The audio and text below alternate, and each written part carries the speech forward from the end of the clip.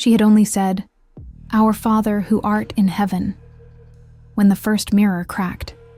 A dry snap, like a warning shot. And then, it was as if the house exploded from the inside.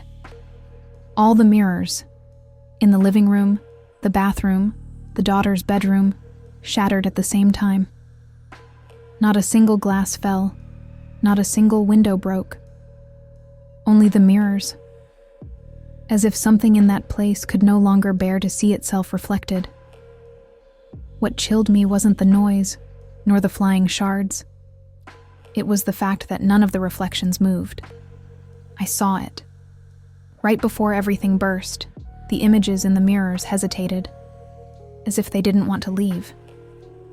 A shadow stood behind us for far too long. It didn't blink.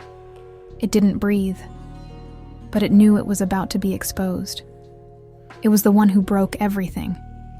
Not with hands, but with hatred. An ancient hatred. The woman of the house started screaming my name, but her voice came out delayed. Her mouth moved, and only after that came the sound. As if time itself had slipped out of place in that room. She said the house was closing in, as if it were a throat about to swallow everyone inside. The smell changed. The air turned damp. Someone coughed up blood, and no one knew where it came from. There were shards with marks, as if fingers had been pressed from the other side. The scratches on the floor made no sense. One of them had the shape of an inverted cross, crafted with perfect precision, as if it wasn't an accident. And at that moment, even without seeing it fully, I knew. It wasn't just one demon. There was a mirror for each of them. Each trapped spirit had its own reflection. And they were all released. At the same time. But it was only when the 6-year-old girl, who hadn't spoken since she was 3, whispered in perfect Latin, "Speculum fractum, animae liberatae," that I understood the prayer didn't free the house. It opened a prison that hell itself had tried to forget. And now, what was on the other side is loose. If you enjoy true stories that chill the soul and reveal the hidden side of faith, subscribe to the channel, because what you're about to hear now is not the worst thing I've ever seen. When they called me, I thought it would be just another case of common oppression. Voices at night, chills, objects moving, those things the world usually ignores.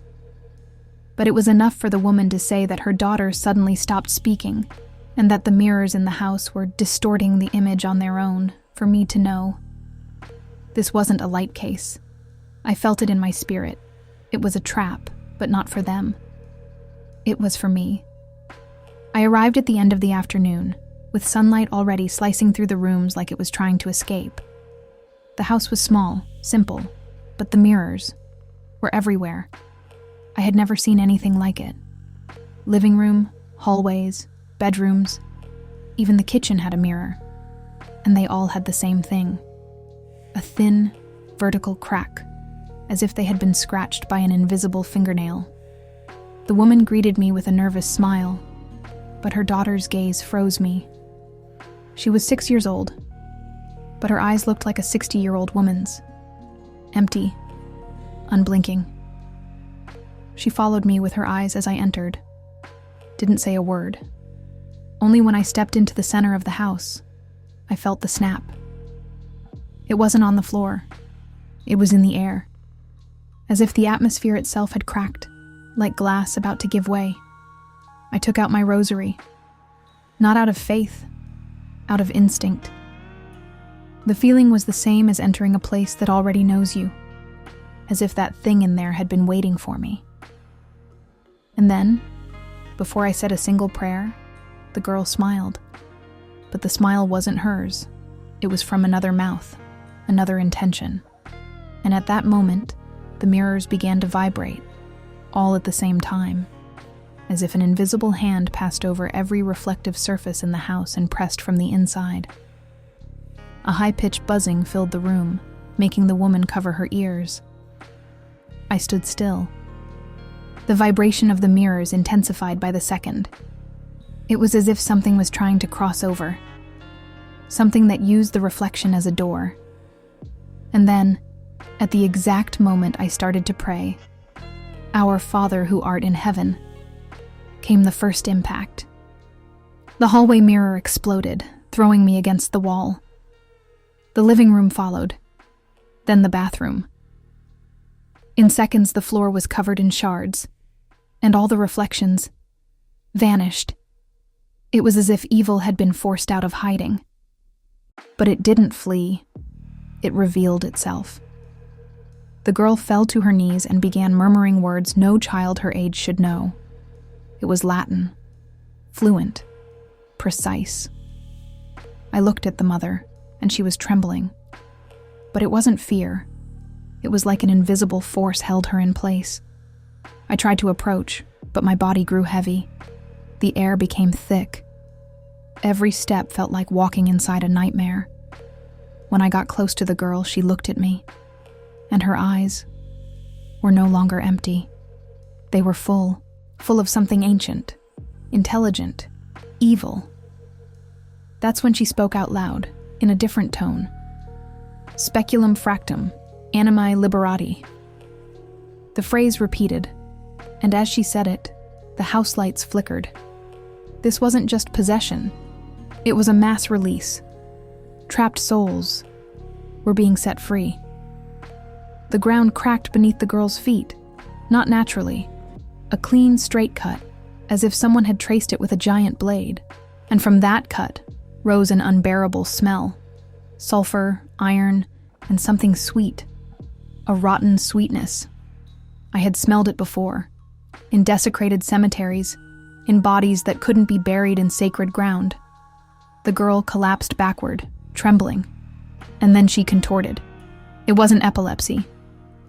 It was as if her body were being reshaped from the inside. Her arms bent backward at an impossible angle. Her mouth opened too wide. Her teeth cracked. But she kept smiling. A smile that said, "You came too late." I began praying out loud, without stopping. Psalm 91. One verse after another. Each word seemed to tear through the air. But then, the refrigerator started shaking. The silverware clattered on the sink. And from the shattered mirror in the living room, a voice emerged. No body, no form, just the voice. "You opened it. Now finish." And that was the moment I realized the ritual had already begun before I got there. The whole house became an altar. Each mirror was a window that held something captive, and when they all broke, they came out. Not one, several. Ancient spirits, hiding in reflections. Spirits that only needed a name, a wrong prayer to cross over. And now, they were there, with me. The mother fell to her knees. She began praying in desperation, but her words came out distorted, as if someone were whispering in her ear the entire time. The daughter stopped moving, eyes wide open, pupils dilated, and then, one by one, the lights in the house exploded. Everything turned to darkness. I kept praying in the dark. The only light came from the street, slipping through the blinds. And that's when I saw the shadow. Tall, thin, faceless. It was on the ceiling, crawling like a giant insect. When I started shouting "Jesus," it stopped. But it didn't run. It just stared at me, like it was waiting for the right moment to attack. I felt a pressure on my chest, as if invisible hands were trying to choke me from the inside out. I couldn't breathe. I couldn't think, only scream. And that's what I did. I screamed his name, once, twice, 3 times, until the pressure stopped and the shadow fell from the ceiling. But when it touched the ground, it vanished like smoke. The girl screamed, a scream so loud it didn't seem to fit inside her body. It was high-pitched, torn, as if dozens of mouths were screaming at once. And then, silence. She passed out. The mother collapsed over her, sobbing. And the house was at peace. for a few seconds. Before leaving, I went to gather the shards from the kitchen mirror, and that's when I noticed they all had marks, from the inside out, as if something had pushed the glass trying to escape. One of the fragments was warm. Another one dripped a thick liquid, dark as oil. It wasn't blood. It was something else. I found one last crack behind the cupboard. A small pocket mirror, forgotten, intact. But in the reflection, I wasn't alone. Behind me, I saw the girl. Wasn't she in the bedroom? I turned quickly, but she wasn't there. I looked back at the mirror. It was clear. Only me. I kept the mirror with me. Maybe out of instinct. Maybe out of madness. Since that day, I've never looked into it again. But I carry it with me, because sometimes I hear it vibrating, especially when I enter houses where evil hides, as if whatever's inside it recognizes the others. And I wonder, does every mirror in the world hold something we can't see? When we pray with faith, do we only release what's inside us, or also what's trapped on the other side? Would you have the courage to look into your reflection and ask if you're truly alone?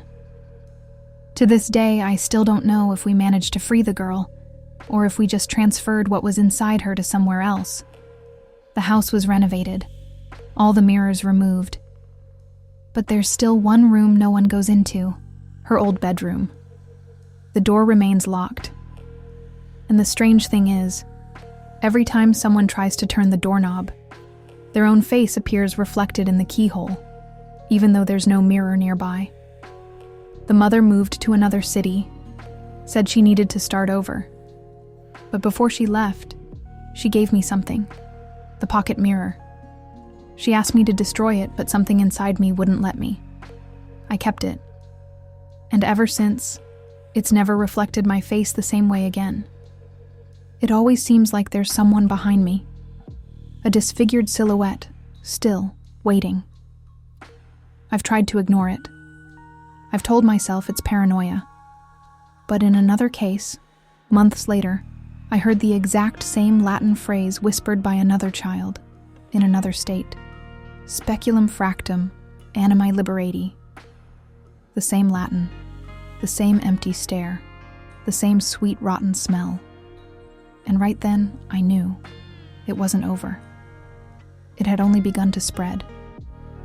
Mirrors aren't just glass, they're windows, and some are cracked from the inside. I've never walked into a house again without watching the reflections around me. It's in them that evil waits, not in the dark, not in basements, but in the light, in the familiar, in what you face every day, never realizing something might be watching back. One night, I woke up in the middle of the night to find my bedroom mirror covered in dew. On the inside, the room was dry, no window open, but the glass was dripping, as if something inside was breathing. Since then, I cover every mirror before I go to sleep. And sometimes, I still hear scratching coming from under the cloth. There was one night I forgot to cover the living room mirror, and when I walked past it, it was reflecting a different room. A room that doesn't exist in my house. Gray walls, a rocking chair, and someone sitting there.